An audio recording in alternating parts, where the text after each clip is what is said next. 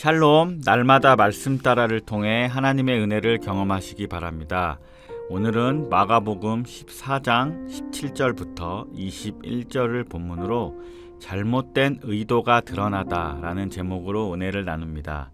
리더의 마음속에 가장 큰 아픔으로 남는 것은 믿었던 사람의 배신으로 인한 상실감일 것입니다. 왜냐하면 우리가 하는 모든 일들은 누군가의 협력이 많이 필요한 일들이기 때문입니다.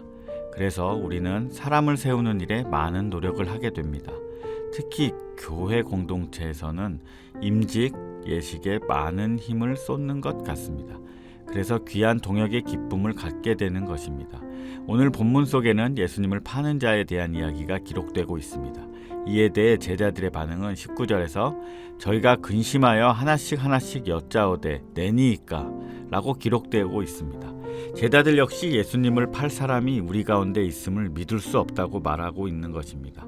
아니, 당시의 상황에서 이것은 너무나 큰 배신이었다는 주석의 글을 인용하지 않더라도 예수님의 제자가 예수님을 파는 일은 있을 수 없는 일이라고 생각하고 있는 것입니다.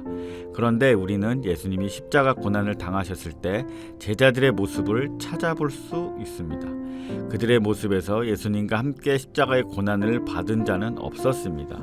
그들 모두에게 십자가의 고난은 감당하기에 너무 버거운 일이었기 때문입니다. 그럼에도 불구하고 21절에서 그 사람은 차라리 나지 아니하였더면 제게 좋을 뻔하였느니라 하시니라 라고 말씀하시는 예수님의 음성은 믿었던 제자 가룟 유다에 대한 마지막 사랑을 표현하고 계시는 것 같습니다. 왜냐하면 오늘 우리가 읽은 본문 속에서 유다의 이름이 직접적으로 거론되지 않고 있기 때문입니다.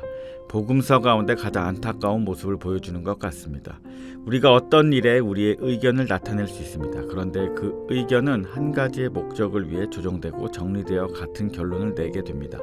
그런데 그 결론이 자신의 생각과 맞지 않는다고 다른 모습을 보이는 것은 지혜롭지 못한 일입니다. 그로 인해 많은 일들이 다시 발생하기 때문입니다. 교회는 회의를 통해 가장 최선의 결과를 도출해야 됩니다. 그렇다면 내 의견과 다른 결과가 나올지라도 우리는 결과에 순종하는 모습을 보여야 합니다. 이것이 민주적인 교회의 모습입니다. 오늘의 기도, 교회의 의결 기관인 사무총회, 당회, 직원회가 그 역할을 잘 감당하게 하소서.